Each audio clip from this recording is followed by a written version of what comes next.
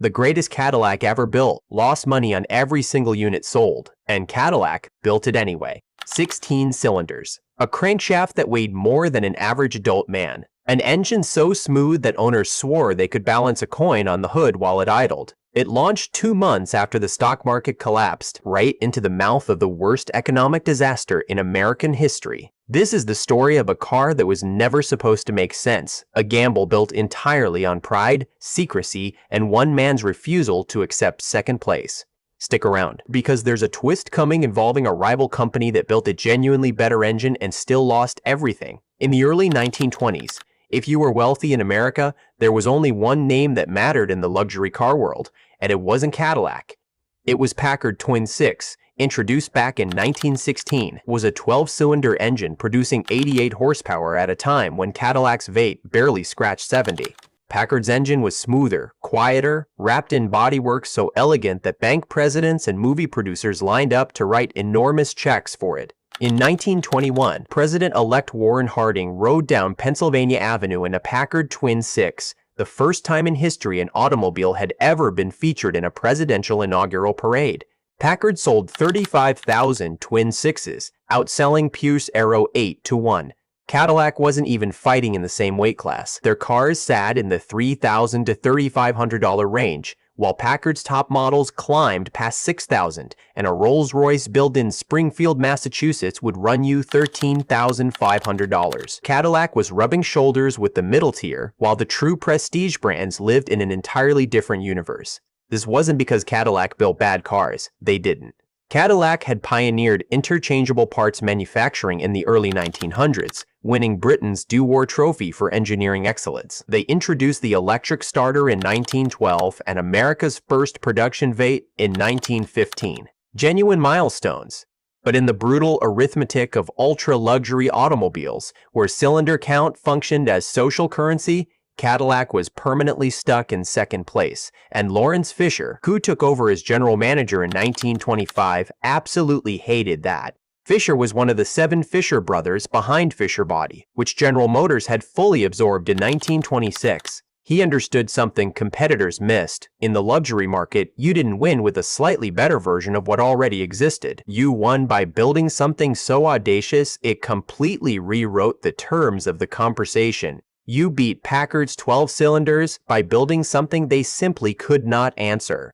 For that, Fisher needed an engineer who thought the same way he did. He needed Owen Nacker, a senior engineer over at the Marmon Motor Car Company in Indianapolis. Marmon was small compared to GM, maybe 15,000 cars a year at peak, but had a reputation for clever engineering that punched above its weight. Founder Howard Marmon had been building cars since 1902, won the very first Indianapolis 500 in 1911, and had been experimenting with multi-cylinder designs for years, even building a V8 back in 1906, nearly a decade before Cadillac's first 8.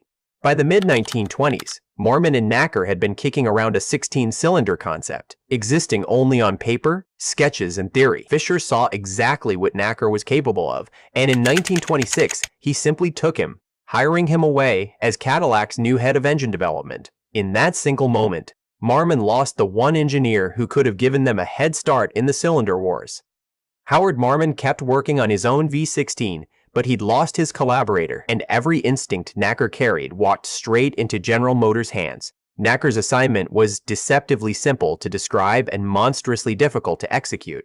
Build the world's first production, 16-cylinder engine in total secrecy. Fisher understood that the moment word leaked, every luxury manufacturer, Packard most of all, would scramble to match it, so he built an elaborate wall of deception. Internal paperwork described the engine only as a coach, motor, or bus motor. When Fisher leaked information to the press, he deliberately said Cadillac was working on a 12. Even engineers at Cadillac who weren't on Nacker's team believed the project was a V12. Meanwhile, Nacker was building something that had never existed, starting from 2 complete straight 8 engines sharing one common crankcase and crankshaft, bank set at a narrow 45 degrees, giving near-perfect mechanical balance, 8 firing impulses per crankshaft revolution, 16 per complete cycle. The result was an engine so smooth that at idle, you genuinely could not feel it running. The ignition points made more noise than the combustion itself. Every detail was obsessive. The crankshaft rode on 5 main bearings, precisely counterweighted. Each bank had its own fuel system, exhaust system, carburetor. 2 cast iron blocks sat on an aluminum alloy crankcase. And in a genuine first for the American industry, Cadillac engineered hydraulic valve lifters, eliminating manual adjustment and making the engine remarkably quiet. Then there was how it looked. Fisher brought in a young Hollywood stylist named Harley Earl, who would go on to become one of the most influential automobile designers in history. Fisher and Earl toured Europe studying the finest coach builders, absorbing ideas about proportion and presence, then applied everything to the car and the engine itself. The V16 became the first American engine designed with aesthetics in mind. Every wire was hidden. Spark plugs were tucked inboard with concealed cables. The engine bay featured polished aluminum, chrome, black enamel, and porcelain like a piece of sculpture. Owners popped the hood just to admire it. For nearly 4 years, Nacker's team refined the design in secret. Compression ratio was set at a conservative 5.5 to 1, matched to unpredictable gasoline of the era. 2 single-barrel carburetors fed the engine, 1 per bank. Total displacement came to 452 cubic inches, about 7.4 liters. Power was rated at 165 horsepower, with 320 pound-feet of torque available at just 1,400 RPM. For context, most cars of that era made around 40 horsepower. Even Cadillac's own V8 made less than half the V16's output. The Duesenberg Model J, the undisputed horsepower king, made 265, but there were a long inline 8 that vibrated considerably. Cadillac's 16 delivered comparable power with a smoothness nothing else could match, and that torque meant you could put the car in top gear at a standstill and drive away without stalling. The 3-speed manual became practically optional. Most owners never left third gear. On December 10, 1929, Lawrence Fisher finally broke cover, gathering Cadillac's dealers and telling them the truth. Not a 12, a 16. Most couldn't believe it and immediately placed orders. Then came January 4, 1930. The New York Auto Show and the automotive world lost its mind. No manufacturer had ever put a 16-cylinder engine into production for a road car. Cadillac offered a 148-inch wheelbase in up to 70 body styles, all finished by Fleetwood. Every car built entirely to order. Prices started at $5,350. The most expensive configuration at $9,200. Adjusted for inflation, that's roughly $90,000 to $177,000 today. For a car launching in the middle of what was about to become the worst economic catastrophe of the century. But in January 1930, nobody fully understood that yet. Economists were still calling the crash a correction. Production averaged 2 cars a day in January, ramping to 22 per day. By April, 1,000 units had been built. By June 2000, the response, Cadillac later said, exceeded their fondest aspirations. And over in Indianapolis, Howard Marmon was furious. He lost his best engineer to a direct competitor, lost the race to market by over a year. And when Marmon finally brought their own 16 into production in spring 1931, the car was, by several objective measures, the better machine. It displaced 491 cubic inches, almost 40 more than the Cadillac. It made 200 horsepower, 35 more, and it weighed just 930 pounds, dramatically lighter thanks to all aluminum construction. The Society of Automotive Engineers declared the Marmon engine the most noteworthy automotive accomplishment of 1932, an honor Cadillac never received. The Marmon could reportedly out-accelerate a Duesenberg Model J and hold 100 miles per hour effortlessly. On paper, Marmon should have won. But here's the turning point that changes everything you think you know about how competition actually works. Engineering doesn't happen on paper. It happens in showrooms and headlines, and Cadillac got there first. Cadillac also had General Motors behind it. Marmon was swimming alone. When the Depression squeezed the luxury market to a trickle, there wasn't enough demand left for 2 V16 manufacturers. Between 1931 and May 1933, when Marmon filed for bankruptcy, only about 375 of their 16s were ever built. Howard Marmon went on to co-found Marmon Harrington, building military trucks instead. The dream of the Marmon 16 died in the exact same catastrophe that nearly killed Cadillac's version 2. If you're still watching, you're my kind of viewer. And there's a lot more to this story, including the darkest chapter yet. Stick around, because I'm about to show you exactly how this engine worked, and then the brutal production numbers that nearly wiped the whole program off the map. Subscribe if you want more deep dives like this. We do them every week. Alright, back to it. So how did this engine actually work? The heart of the V16 was its architecture. Two banks of 8 cylinders set 45 degrees apart, sharing one crankshaft. Think of two inline 8s married at the bottom. Each bank ran its own fuel and exhaust system, positioned outboard, which kept the valley between the banks clean and allowed that beautiful styled appearance. The 45-degree angle was deliberate, providing inherent primary and secondary balance, meaning the forces from all 16 pistons canceled each other out almost perfectly. Combined with the counterweighted crankshaft, the result was virtually zero perceptible vibration at any speed. Contemporary reviewers struggled to describe it.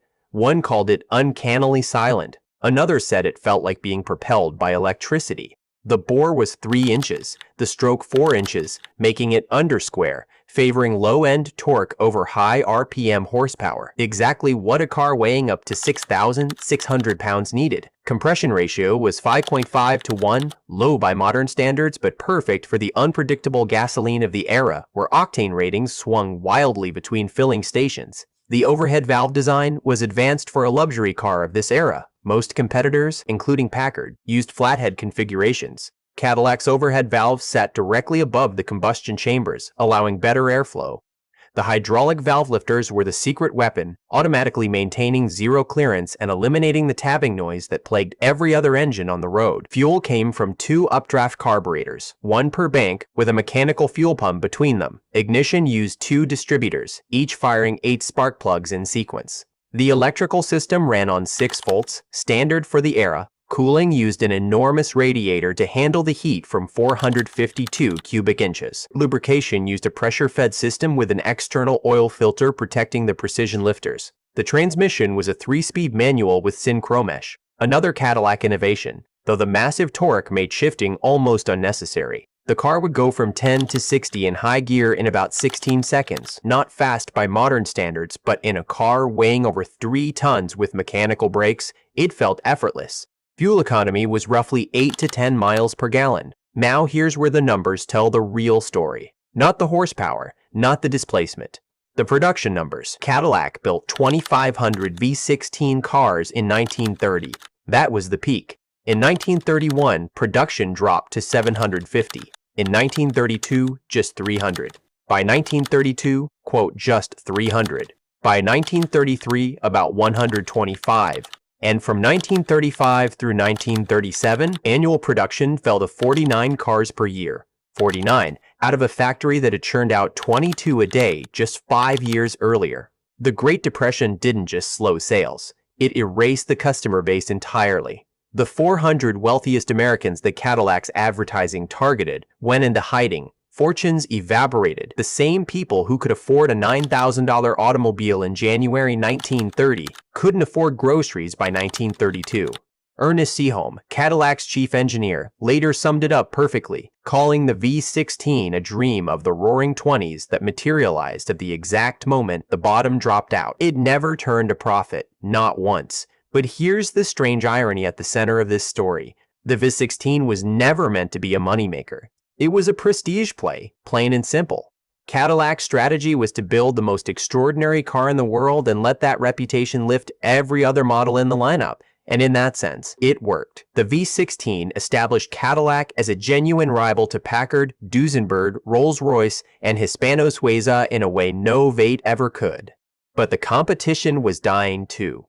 Duesenberg was gone by 1937. Pierce Arrow folded in 1938. Marmon disappeared in 33. Peerless gave up on cars entirely and started brewing beer seriously. Cadillac survived because it had General Motors behind it. In 1938, they introduced a completely new second-generation V16, using a wider 135-degree bank angle and a flathead design, displacing 431 cubic inches, making the same 185 horsepower but simpler and cheaper to build, sitting lower in the chassis. It also had all the visual charm of a fallen cake, the gorgeous engine bay replaced by a flat, wide motor with plain air cleaners on top. This second generation lasted through 1940, when Cadillac quietly ended the program. Across both generations, over 11 years, a total of 476 V16 Cadillacs were built. That's it, just over 4,000 cars to change the reputation of an entire brand. The ripple effects lasted decades. Cadillac entered the post-war era as America's undisputed luxury leader, a position earned in no small part by the V16's halo effect. Packard, which had never built a 16 and relied on its 12 to compete, stumbled after the war and was dead by 1958. The cylinder wars were over and Cadillac had won them with an engine most people never saw in person. Hollywood helped cement the legend. During the Depression, while most Americans struggled, the movie studios were thriving, and Cadillac's V16 became a fixture in Beverly Hills, part of the image, part of the lifestyle. The prestige Fisher engineered wasn't just about specifications, it was about perception, and perception, once established, outlives the product. The V16 also spawned a V12, introduced in 1931, essentially the 16 minus 4 cylinders, sharing much of the same architecture. It was less expensive, more practical, and by 1937 was outselling the 16 10-1. But even the 12 couldn't have existed without the 16's engineering foundation. The 16 was the proof of concept. Everything else was derivative. In 2003, Cadillac tried to recapture that lightning. At the Detroit Auto Show on the brand's 100th anniversary, they unveiled the 16 Concept, a massive 4-door sedan on 24-inch wheels. No B-pillars, no visible door handles, a hood opening in dual power panels like the wings of an enormous chrome butterfly. Under that hood sat a new V16 built by Cadillac Engineering. 13.6 liters, 829 cubic inches, 32 valves, 1,000 horsepower, 1,000 pound-feet of torque, naturally aspirated, no turbochargers, just displacement and old-fashioned engineering.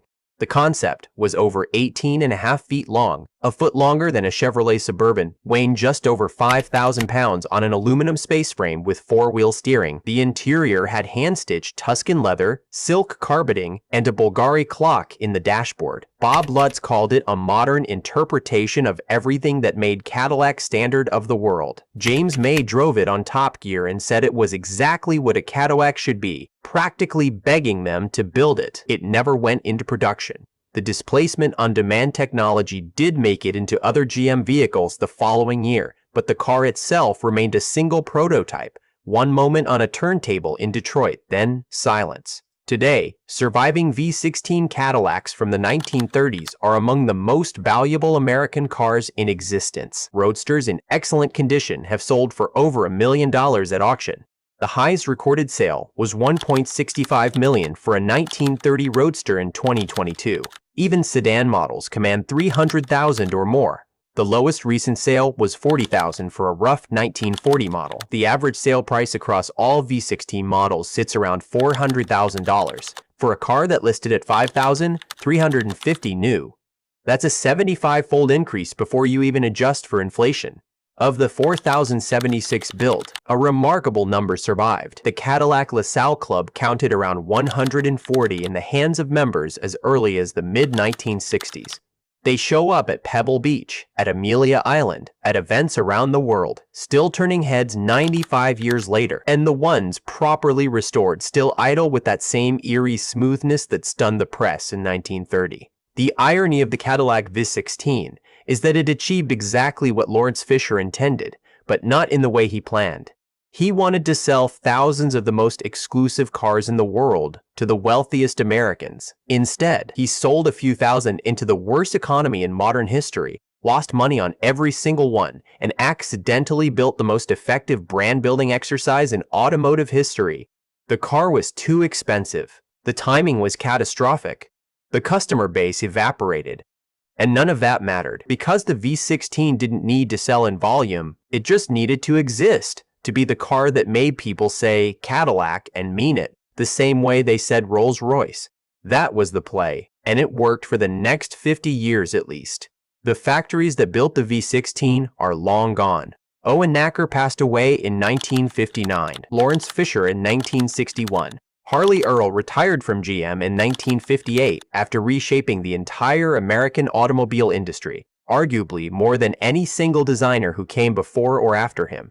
The Fleetwood plant in Pennsylvania was eventually absorbed into other operations and relocated, and the original tooling that built these engines was scrapped decades ago, melted down like it was never anything special at all. But the engine survives, in private collections, in museums, in the hands of people who understand this wasn't just a motor, it was a statement. 16 cylinders, 452 cubic inches, a 135-pound crankshaft, zero perceptible vibration at any speed. Built in secret, launched directly into a catastrophe, and never, ever forgotten. Every single decision behind this engine, the secrecy, the styling, the timing that nearly destroyed it, all of it eventually folded into the same simple idea that some products aren't built to be practical. They're built to be remembered. And 95 years later, that's exactly what's happened. That's the greatest Cadillac ever made. And there you have it, the 16-cylinder car that changed everything and sold almost nothing. If you've ever seen one of these in person, or you know something about this story that I somehow missed, drop it in the comments below. I genuinely want to hear it. And if you made it this far, subscribe, because we do this every single week.